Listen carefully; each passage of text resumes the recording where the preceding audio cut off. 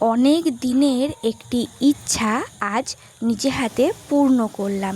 ভেবে রেখেছিলাম আমার মহাদেবের জন্য নিজের হাতে তৈরি একটি ডুমরু উপহার দেব। তাই আজকে সেটিকে বানিয়ে ফেললাম মহাদেবের জন্য। তো চলো আমার মহাদেবকে গিফটটি দেওয়া যাক। কিন্তু মহাদেবকে অর্পণ করার আগে এই ডুমরুটিকে গঙ্গার জল, বেলপাতা ও ফুল দিয়ে আমি শুদ্ধ করে নেব।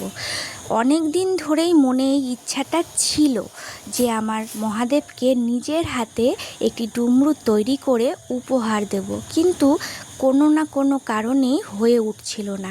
আজকে যেহেতু শ্রাবণ মাসের শেষ সোমবার, তাই ভাবলাম আজকেই আমার মহাদেবকে এই উপহারটা দিয়ে দিই, মহাদেবকেও একটু খুশি করে দিই। মহাদেব তো সবসময় আমাদেরকে খুশি করতেই ব্যস্ত থাকে, কিন্তু তাকে কেউ কি খুশি করার চেষ্টা করে?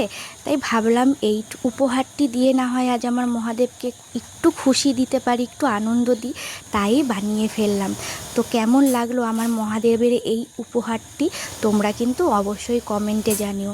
আর আমার মহাদেবকে এই উপহারটি দিতে পেরে আমি খুব খুশি হয়েছি, মনে অনেক আনন্দ পেলাম। ওম নমঃ শিবায়।